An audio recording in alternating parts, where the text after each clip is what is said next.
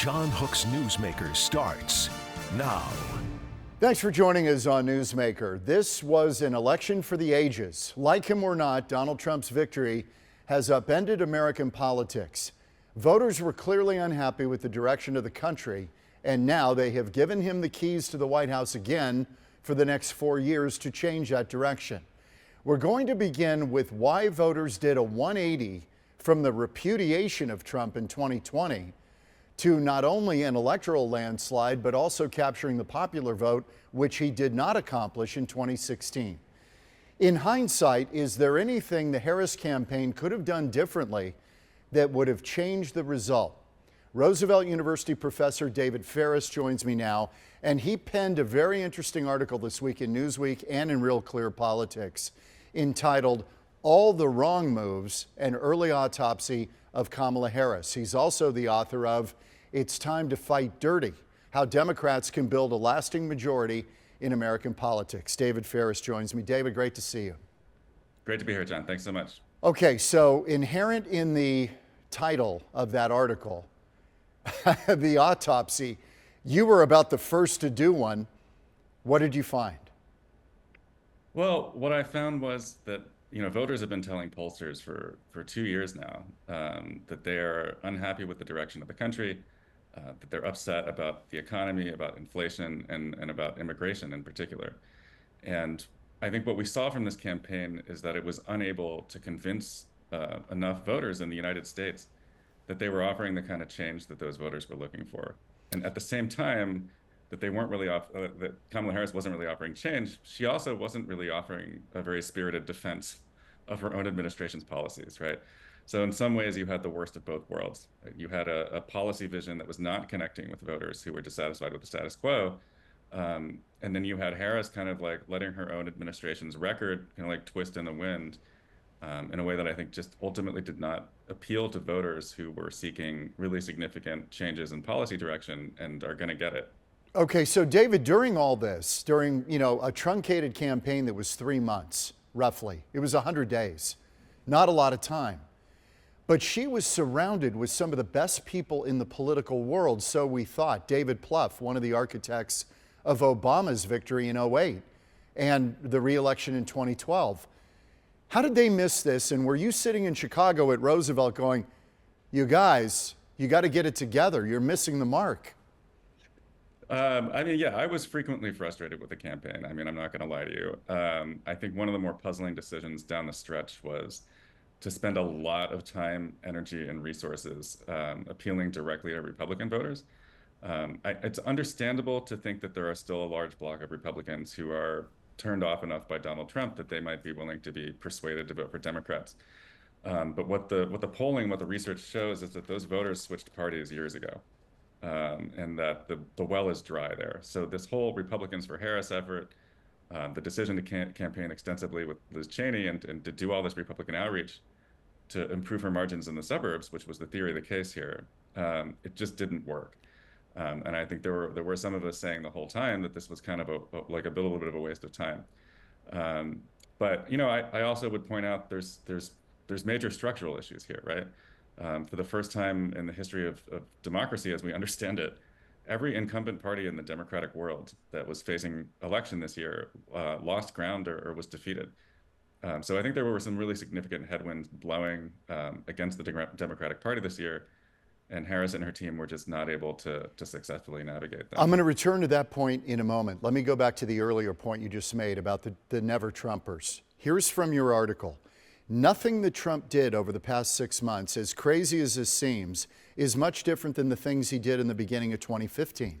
If you were going to get off the Trump train, you did so 6 stops back.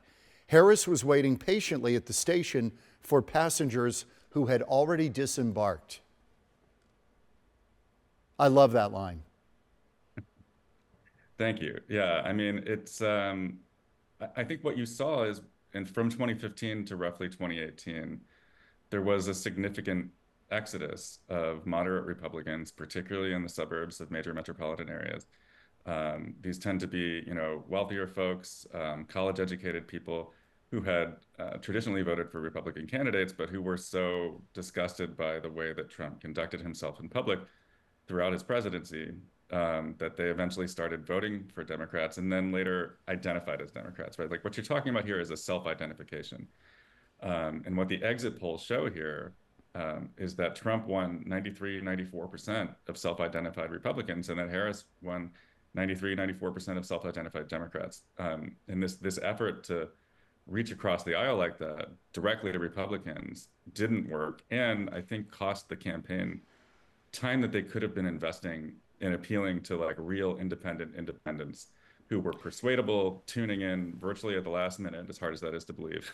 David, I'm curious your take on, the story is that former President Obama, who was part of the effort to nix Joe Biden, in kind of a desperate move to try to resurrect Democrat hopes this year. And you point out in the article, it probably helped down ballot to have Kamala-Harris take over. But let me just ask you, his inclination I thought was really interesting. He kind of wanted a limited, quick primary to let the natural candidate with some heft rise to the top. Was he right? Is that the way they should have handled it? And maybe Joe Biden gave them no option when 30 minutes after he bowed out, he tweeted, "I'm throwing my support behind Kamala Harris." Then what do you do? Right. I mean, what we really need is a DeLorean to go back in time to the summer of 2023 and have Joe Biden not run for re-election. Right. His decision to stay in the race into July meant that Democrats' options were really limited. I mean, I happen to agree that a brief, quick, what they called a Thunderdome primary would have been preferable here, and I'm not sure that Harris would have won it. But I think the calculation among Democratic elites, and you can understand it, right, which is like Biden dropped out with just less than a month to the Democratic National Convention. Yeah. I mean, like they would have had to organize something really quick, unprecedented, come up with the rules, make sure those rules are agreeable to everybody. And you can understand why the party didn't want to do that. In an ideal world, and I think Republicans watched this and they thought this was incredibly cynical. You dump Joe Biden, you shove in a new candidate, even though she is the vice president, and you kind of rally around this person who was in the 30s in popularity as a vice president, and then prop her up as a second coming. And a lot of people watched this and said, this doesn't seem real. This seems like it's being jammed down our throat and I'm not buying it. Yeah, I mean, I think that was the perception from the outside. I mean, the public opinion polling suggests most Democrats were more or less happy with how this went. I do think it's possible that the process and the way that it played out was a little bit alienating to those independent voters that they needed to get to put them over the top this year. The perception that the process was undemocratic somehow, or that she was coronated. I don't think that hurt them among Democrats, but I do think that it may have not looked right to those on the outside of the party looking in. I've got to ask you about this, in the aftermath. There's been a lot of chatter on cable news that American voters are misogynist, that they will not elect a woman, that Hillary Clinton failed. Kamala Harris now has failed. And I'm looking at this, I kind of recoil at that simply because of our experience here in Arizona. As you know, we have had 5 women governors here. I think we lead the nation in a state that has, the New York Times looks at us as some kind of backwater. I'm not sure I buy it. Do you? I can't say that I do, right? I mean, I can't dispute that some voters may have held, poor feelings towards women in their hearts at this election. But if you look at states that Harris lost, like look at Nevada, look at Michigan, right? Both of those states rejected Kamala Harris, but elected a woman to the Senate, right? Jackie Rosen in Nevada and Elisa Slotkin in Michigan. So I think in this case, that argument is a little bit difficult to sustain. I mean, I understand Democrats are now 0 for 2, running a woman at the top of the ticket, but I think that they need to look inward a little bit and think about, why did this particular candidate lose, rather than thinking about, is it misogyny, is it not misogyny? I'm not sure that's a productive discussion for us to be having right now, given down ballot races where voters were more than willing to vote for women candidates. I'm glad you said that, because that's kind of my sense of it too, but what do I know? David, I want you to just tell me where you think the Democrat Party goes from here. The party that was traditionally the party of the working class seems to have lost those folks. there's got to be a reckoning that the numbers aren't there catering to elites. So what happens now? Well, I mean, the party is going to conduct an autopsy, right? I mean, this is I think you already did. Yeah. I wasn't really invited by the party per se to do this, so this is an external perspective. But I think, yeah, if you look at the exit polls, John, like, I mean, Donald Trump won voters making between $30,000 and $50,000 and between $50,000 and $100,000 for household income, right? That's the working class.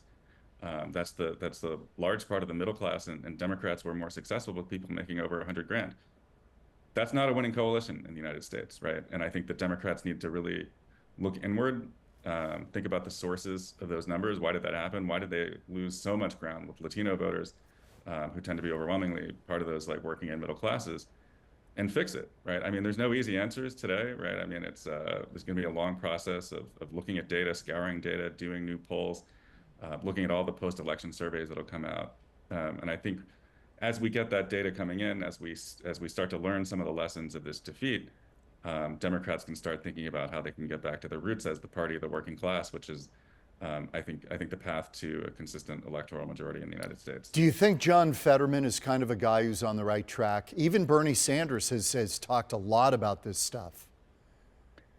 Yeah, I mean, look, I mean, these are two guys who have had a lot of success appealing to working class voters, right? I mean, I think Bernie's campaign in 2016, of all of the Democratic campaigns nationally in the last 12 years or so, I think Bernie's resonated with the working class as much as anyone's. You know, I mean, I would argue that the Biden administration did some things that benefited working class folks, but the messaging didn't break through, and it certainly didn't tackle the biggest problem for working people, which was inflation. You know, and the administration never seemed to settle on a strategy to manage the fallout from that, or really even to address it in any meaningful way. And it's not clear that they could have, right? But inflation, I think, was the #1 issue in this election. Harris didn't have a good answer for it. Neither did Biden, and ultimately the Democrats paid the price for that. David, finally, do you think this is just one of those years where all the stars aligned and nobody was going to beat Donald Trump? Kind of like coming off the Bush years, John McCain in 2008, you have Obama with just a movement that nobody was going to beat Obama that year. I mean, do you think that it's that cut and dried? I don't think it's that cut and dried, right? I mean, I think that there were major structural factors working against any incumbent party in the world in 2024. That applies to Democrats as much as anybody else. But, you know, I mean, Obama won by 7.3%, right? I mean, Trump looks like he'll win by 2%. And 2% is not a number that says to me there's nothing we could have done, right? The fact that he swept the battleground states, but those margins were pretty small, suggests to me different decisions at certain points in the campaign could have led to a different outcome here. But clearly the country wanted change. And Donald Trump was offering it, and Kamala-Harris was saying, we're not going back. And I think the country said, you know, let's go back. I liked it there, you know, and here we are. David Faris, professor of political science at Roosevelt University. Full disclosure, my son goes there. And they're lucky to have you. You're a smart guy. I really appreciate your time. And we should point out you are the author of, and this is an intriguing title, It's Time to Fight Dirty: How Democrats Can Build a Lasting Majority in American Politics. David Faris, thank you for your time. We appreciate it. Thanks for having me, John. Good to see you. Good to see you. Thank you. When we come back on Newsmaker, we're going to talk to pollster Mike Nobel. What moved voters in this election, and especially where Arizona voters are at this point? We're back with Mike Nobel in a moment on Newsmaker.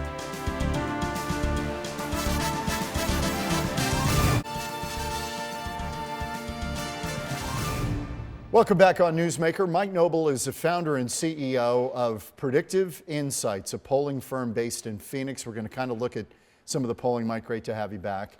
Great to be back. How did the polling go in this cycle? Do you think the pollsters were generally on the mark?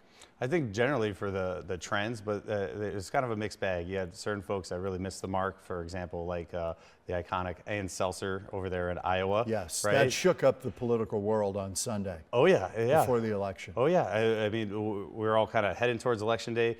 She put out her poll, which was just one of many pollsters because of her track record. I think it put a lot of stock into it, but she ended up missing it pretty bad. And yet others that were pretty on point. And overall, I think we did pretty good for this cycle. Yeah, as you well. guys on October 31st, Halloween, you had Trump winning by 1 in Arizona, Gallego winning by 4. Correct. Now we are doing this on Friday afternoon. How are you looking? Actually pretty good so far. So currently Trump right now is about +6, but he may even out, either stay where he's at or actually come down a little bit to +5. So we'll be pretty close within the margin. And we said that in the release that, hey, we have Trump +1, but he's going to win. Just the question is by how much, because the one portion was unknown was turnout. Which we can talk more about later. But then also the trend too that we saw that Trump was always the highest performing on the ticket, but then Lake was consistently underperforming Trump.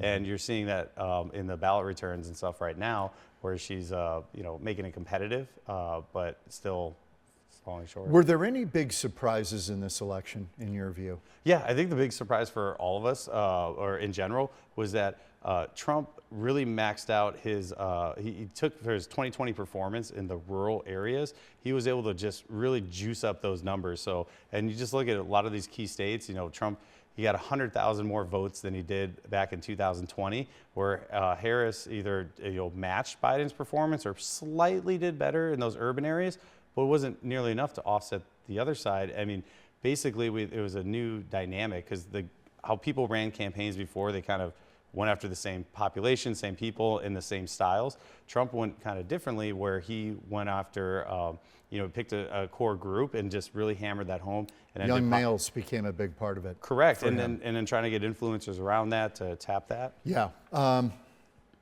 Where is Maricopa County now? Because we have seen it moving more, certainly purple. Oh yeah, so it's absolutely purple. But still. almost bordering on blue. When you get into Phoenix, you're into almost blue, aren't you? Well, correct, and that's the thing, is that it's really where we see the political divides. Besides educational attainment, we also see it in geographic divides. So your urban cores are always your most liberal, and then your suburban areas are kind of a mix, and then your rurals are your most red. And so right now, what we're seeing is that as the population grows, it's slowly trending that way, population-wise, but what offsets is the suburbs or the rurals particularly. So where is Maricopa County? Would you call it purple? Yeah, I'd say purple, but also I'd say it's a magenta. Like after this election, I still kind of say we're magenta. So it shades a little bit conservative? Well, again, it still leads Tiny Republican. Like it has the registration advantage. Well, independents do now, but Republicans still have the registration advantage over Democrats. And so, I mean, and you saw, Trump outperforming in Maricopa County. So, but this was kind of a unique cycle, because he just did such a better job on messaging to what the pain points were among the electorate. Economy, border. Correct, compared to like identity politics and things like that. And I mean, and also, name the last time someone's been able to be reelected when their predecessor is a terrible job approval rating. And how do you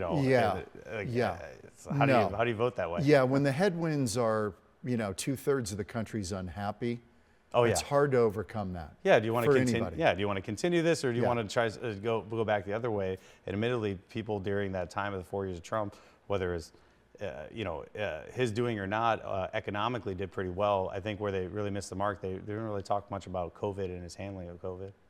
I agree with that. Right? Yeah. Where'd that go? Yeah, because he was part of the initial lockdown strategy. Yeah. That he never got really challenged on that. Yeah, like how he handled it. That was very interesting. Yeah, like the deaths component of it, right? But also the economic, or how people couldn't get, they're complaining about, Trump and his team were talking about, all these goods have gone so much of a price. Like, well, when you were president, you couldn't even get those. You couldn't even get toilet paper. Republicans becoming now, can you say with certainty they are the working class party? Oh, 100%. I mean, when you look at the data points, and I'm sure to send it to you after this, there's a unique thing. So it shows the trend lines of, after the civil rights movement, the big shift between the party, the poorest third went to Democrats, richest third to Republicans, and they always battle over the middle class. Well, you see that both those curves have inverted, and it started right at about 2016 when Trump came on the scene. And so you're seeing that, but also you're seeing some ideological sorting between the non-white groups, so Hispanic, Latino, African American, where if they would usually vote in an ethnic block, but what they're doing now is that if they're liberal, they say voting Democratic, but if they're conservative, they've been moving to Republicans, and it's all really due to this reshuffling of the party of Reagan's dead.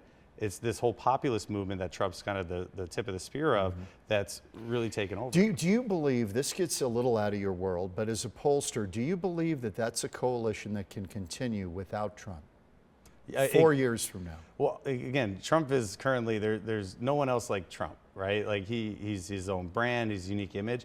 And I think that's the $10 million question is that when Trump goes, who then is the strong man or the person to lead that? Or do these coalitions end up fighting, the Nikki Haley wings of the party, the fiscal conservative wing of the party, and then maybe the J.D. Vance wing of the party? J.D. Vance, Marjorie Greene Taylor, et cetera, Matt Gaetz.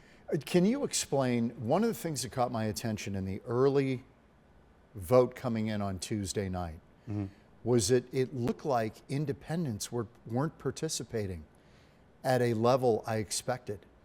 Did that hold, or did it change over time? Well, it changed over time. The independents started showing up a little bit later, but they weren't really involved as much in the process. But I think what we're seeing is that independents being turned off a little bit because of, I think, the hyperpartisanship. Because when we look at Pew Research, for example, they track this indicator of like, hey, Republican, what do you feel the Democratic Party and vice versa, Democrats, how they view the Republican, the other team.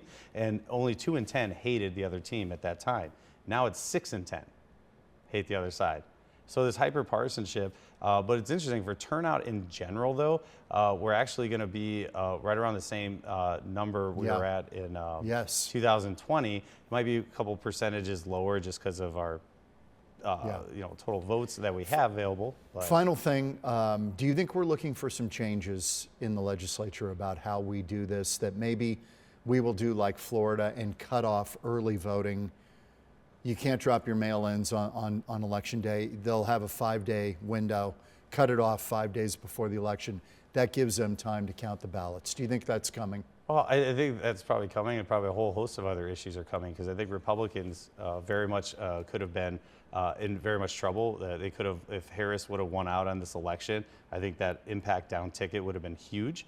I think Democrats could have, tied or possibly taken the state Senate or the state House, and with an incumbent Democrat governor, public policy could have shifted dramatically. So I think Republicans right now are going to be taking advantage of looking at all the different ways that they can, I guess, adjust the system a little bit. Game the system? Or game the system, sure. Yeah. But that's what parties in power do, frankly. Yeah. And so I think it was interesting, but really the story, I think, of this election, though, is because Trump doing so well, Republicans up and down the ticket benefited, and frankly, down ticket Democrats really got the short end of the stick. So this group of kind of never Trumpers, or people resistant to Trump within the Republican Party, success kind of heals all wounds, one would say. So that voice is being kind of tamped out. You don't hear any of those folks. You don't. Those Republicans for Does Harris. that change when things get a little rough, or no? Well, yeah, it's potentially when you're winning, people are happy. When you're losing, like let's say Trump, for example,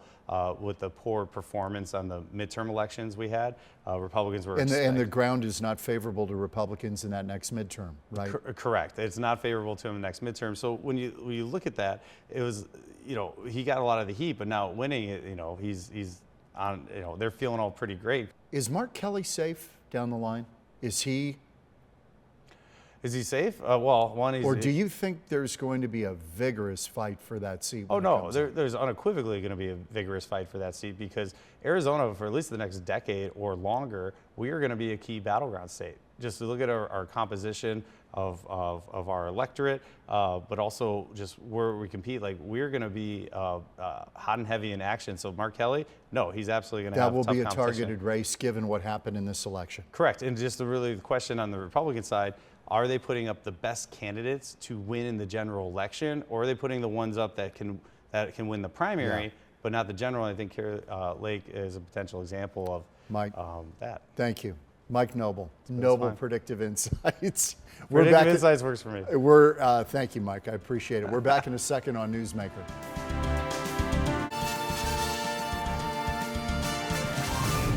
Thanks to David Faris and Mike Nobel, and we will see you next week on Newsmaker.